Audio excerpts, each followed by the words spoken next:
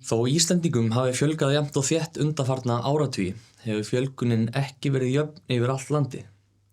Almennt mest fjölgun suðvestanlands á meðan ýmis svæði, til að mynda á Vestfjörðum og Norðurlandi vestra, hafa glímt við fólksfækkun. Hér sjáum við mælaborð sem sýnir hlutfallsbreytingar á íbúafjölda á völdu tímabili aftur til ársins 1998. Gögnin í mælaborðinu eru frá Hagstofu Íslands. Hér mælaborðið breytingar á íbúafjölda sveitarfélaga og landshluta. Hérna í miðjunni kort sem skipt eftir sveitarfélögum. Það getur líka skipst eftir landshlutum. Rauðu svæðin á kortinu eru svæði þar sem hefur verið fækkun á tímabilinu sem valið, en grænu svæðin þar sem fjölgun hefur verið á íbúum. Mest fjölgunin svona í kringum höfuðborgarsvæði eða svona Suðvesturlandi, og svo sjáum við líka svona grænt svæði í kringum Akureyri til dæmis, en annars staðar hefur víða verið fækkun eins og sést á fjölda rauðra svæða á kortinu. Upplýsingarnar efst hérna sýna íbúafjöldan í byrjun tímabilsins. Hérna byrjun tímabilsins 98 og í lok tímabilsins sem hérna 2023, en þetta eru 25 ár, og það reiknast á hversu mikið hefur fjölgað á þessu tímabili.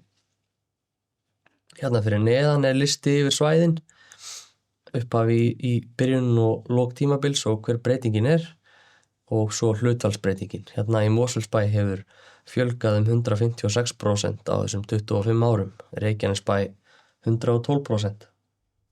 Það hægt að skipta hérna eftir landshlutum, eða setja svæðaskiptinguna í landshluta, og þá sjáum við á kortinu bara landshlutina. Það hægt að stilla hvaða tímabil valið. Hérna erum við með til dæmis 5 ára tímabil 2018 til 2023, og sjáum við að fjölgunin hefur verið mest hérna á Suðurnesjum og Suðurlandi og svo höfuðborgarsvæðinu, en minna annars staðar.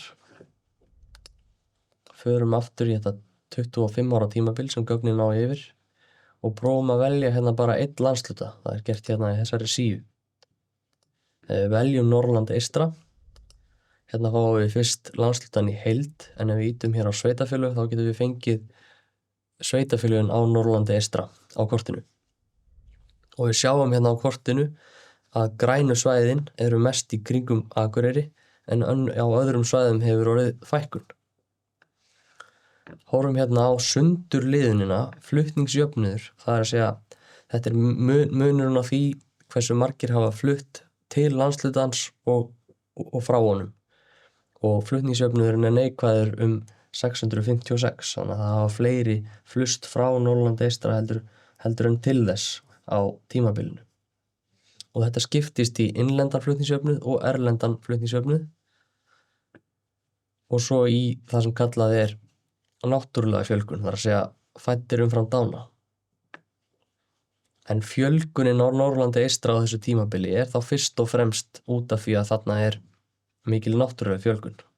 Flutningsjöfnuðurinn var neikvæður. Hér svo flipinn undirliðir og hann valinn hérna uppi til vinstri.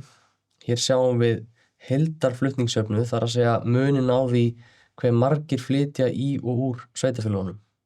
En það líka hægt að velja aðra undirliði eins og innlenda flutningsjöfnuð bara, eða erlenda flutningsjöfnuð, eða fædda umfram dána.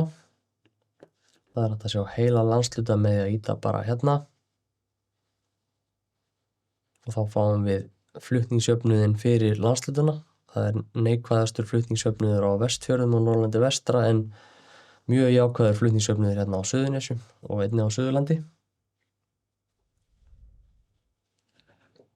Innlendir flutningsjöfnuður, það þá bara þeir sem hafa flust innanlands frá einu svæði til annars, og hann hlutfallslega mestur á Suðurnesjum líka.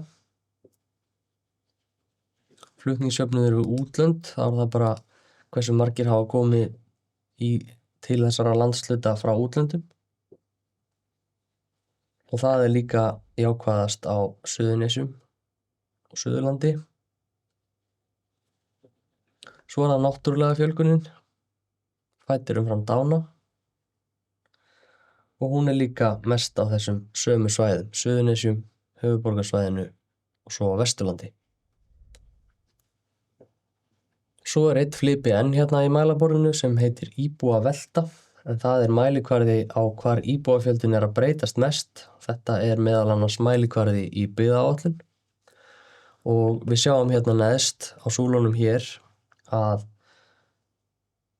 á landinu öllu mest íbúavelta árið 2007. En það geti meðal annars verið vegna framkvæmda sem voru á Austurlandi. Það var mikið flæði vinnuafls bæði inn og út úr landinu á þessu ári. Svipa gerist reyndar hérna 2017 og 2018, en þá ferðaþjónustan að vaxa mikið, sérstaklega á Suðurlandi, eins og í Mýrdalshreppi og í Skaftárhreppi.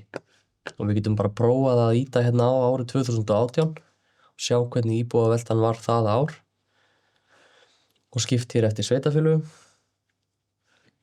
Og þá sjáum við einmitt að dekksta svæðið hér, þar sem að mest íbúavelta var, Mýrdalshreppur.